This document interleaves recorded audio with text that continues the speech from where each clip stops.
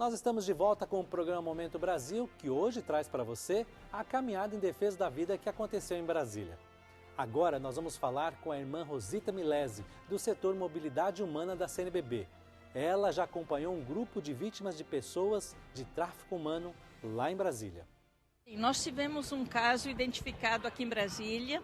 Era um grupo de 22 pessoas que foram encontradas pela Polícia Federal em situação de tráfico humano.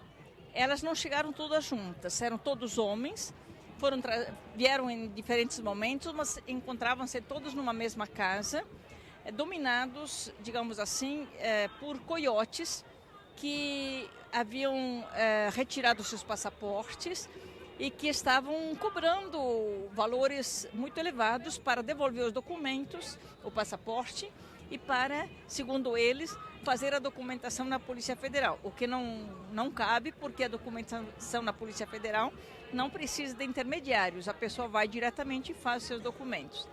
E essas pessoas foram encontradas numa situação muito precária, muito sofrida, estavam sem alimentação, porque os coiotes haviam recolhido dinheiro e sumido do país, deixaram então sem alimentação, em condições extremamente precárias, dormindo no chão, 22 homens numa pequena casa de 4 cômodos. E a partir desse momento em que a polícia os encontrou assim, mediante uma denúncia que foi feita, nós fomos chamadas, junto ao Núcleo de Enfrentamento ao Tráfico de Pessoas e a mim, como diretora do Instituto Migrações e Direitos Humanos. E a partir daquele momento nós assumimos então todo o acompanhamento ao grupo. O Núcleo de Enfrentamento ao Tráfico deu o acompanhamento psicológico e processual também, e nós assumimos a assistência, começamos com alimentação, com assistência à saúde, alguns deles estavam doentes, providenciamos as coisas básicas, até para casa, para dormir, etc. Mas fomos acompanhando o grupo durante 6 a 7 meses, e nesse tempo foi feito todo um trabalho, desde a assistência básica, material, até a orientação. Formamos uma espécie de comunidade com o grupo, de modo que todo o benefício que era oferecido a eles, cesta básica, algum apoio, era sempre administrado em função de todo o grupo. E também criamos aula de português, porque eles não falavam praticamente nada de português quando os encontramos. Criamos aula de português, fomos preparando para o trabalho e nós temos a satisfação de dizer assim, isso foi no início de junho do ano passado. E quando chegamos no final do ano, numa avaliação final, tivemos a satisfação de ver que estavam todos trabalhando já, digamos assim, formalmente, todos já documentados, com carteira de trabalho e já com um estado de ânimo bem melhor. Irmã, eles estavam vindo da onde? Foram traficados da onde? E por quê? Qual foi o motivo? Por que eles estavam aqui no Brasil? Na verdade... Foi de que cidade? Eles eram do Bangladesh, né, um país asiático.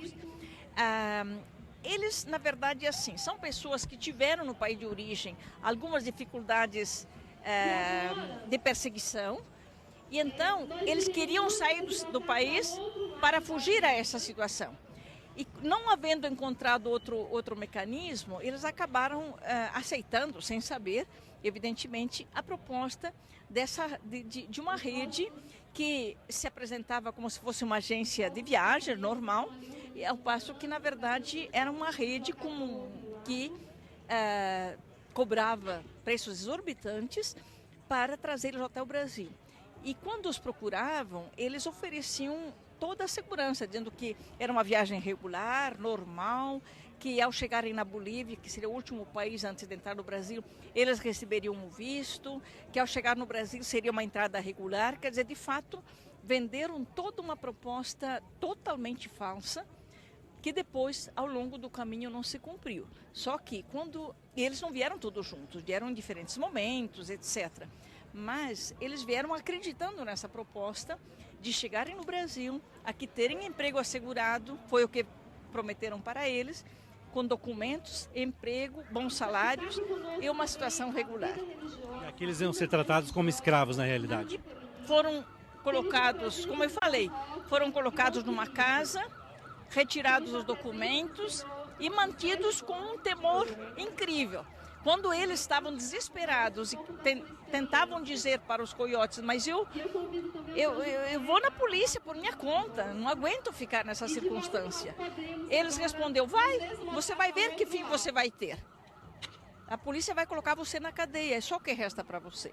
Então eles, sem falar português, sem conhecer a realidade, sem ter os documentos em mão, sem dinheiro a essa altura, eles se sentiram numa situação extremamente precária e totalmente dominados por essas pessoas que se apresentavam como agentes normais que estavam ajudando-os a obter a documentação. Só que, para superar os vários momentos, eles sempre diziam o seguinte, nós vamos superar o próximo passo, que é fazer a documentação, mas para isso vocês têm que depositar na nossa conta mais $1.000.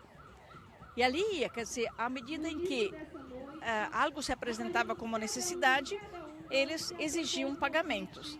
E com isso, os rapazes ficavam sem alternativa, sem dinheiro, sem comida, dominados. Aí depois que os coiotes sumiram do país e que nós assumimos, como a polícia solicitou, aí nós começamos por envio atrasado, pagar o aluguel da casa que estava atrasado, e enfim, fazer todas as providências, como eu falei, até, graças a Deus, conseguir que eles não voltassem a essa circunstância e que eles conseguissem aprender razoavelmente português e também encaminharem-se para o mercado de trabalho.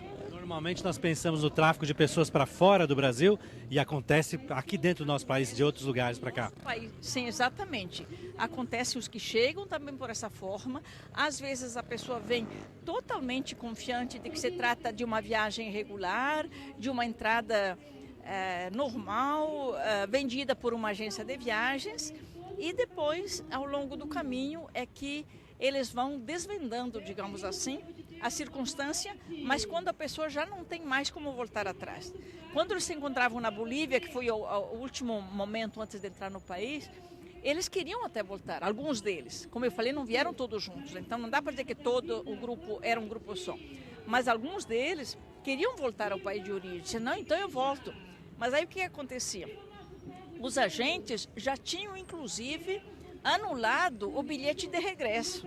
Irmã, eu vejo que o coração da senhora fica mexido, a senhora fica emocionada, mas vale a pena ser religiosa por coisas como essa, momentos como esse, irmã? É evidente que sim, né? Porque é uma oportunidade que a gente tem de ajudar as pessoas e ajudá-las numa circunstância muito difícil, quando eles ou elas, por si sós, não conseguem superar a situação.